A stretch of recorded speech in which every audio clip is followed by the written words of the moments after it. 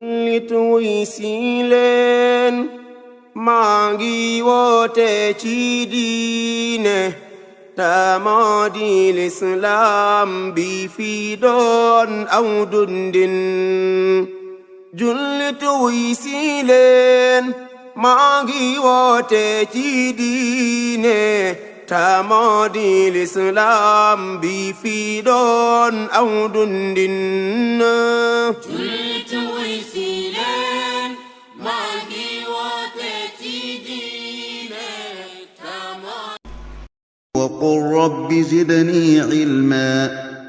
إن الحمد لله نحمده ونستعينه ونستغفره ونعوذ بالله من شرور أنفسنا وسيئات أعمالنا من يهده الله فلا مضل له ومن يضلل فلا هادي له وأشهد أن لا إله إلا الله وحده لا شريك له وأشهد أن محمدا عبده ورسوله يا أيها الذين آمنوا اتقوا الله حق تقاته ولا تموتن إلا وأنتم مسلمون يا أيها الناس اتقوا ربكم الذي خلقكم من نفس واحدة وخلق منها زوجها وبث منهما رجالا كثيرا ونساء واتقوا الله الذي تساءلون به والأرحام إن الله كان عليكم رقيبا يا أيها الذين آمنوا اتقوا الله وقولوا قولا سديدا يصلح لكم أعمالكم ويغفر لكم ذنوبكم ومن يطع الله ورسوله فقد فاز فوزا عظيما أما بعد فإن أصدق الحديث كتاب الله وخير الهدي هدي محمد صلى الله عليه وسلم وشر الأمور محدثاتها وكل محدثة بدعة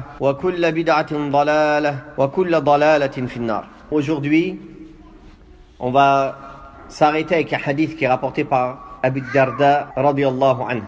La version principale a été recueillie par l'imam al-Bukhari rahimahullah. Mais il y a certaines variantes où il y a des suppléments qui ont été rapportés dans d'autres épîtres de hadith et il y a des surplus intéressants. Abu Darda raconte: il y a eu une dispute entre Abu Bakr et Omar radiyallahu anhuma. Alors Abu Bakr a fâché Omar. Il lui a dit une parole qui l'a fâché. Omar est parti fâché. Abu Bakr l'a suivi et il lui a dit: Ya Omar, pardonne-moi. Omar ne répondait pas.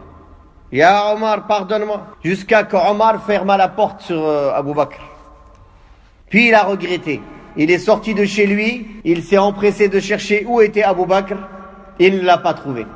Jusqu'à ce qu'il aille à la porte de chez lui.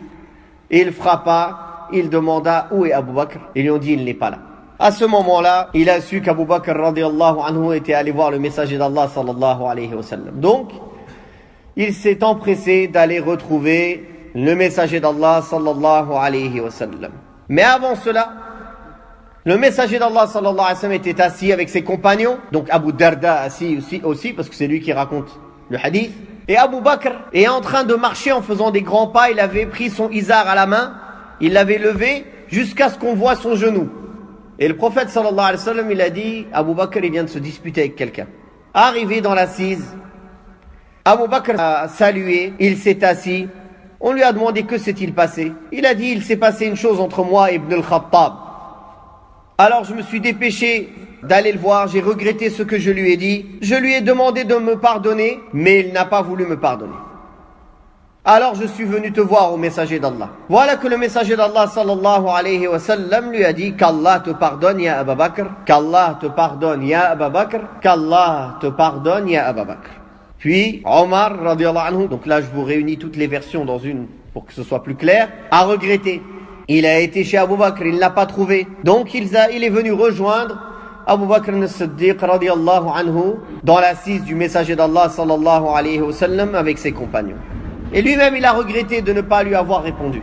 Alors il est arrivé, il s'est assis devant le messager d'Allah sallallahu alayhi wa sallam pour lui parler. Et le messager d'Allah sallallahu alayhi wa sallam était en colère. Son visage il était tout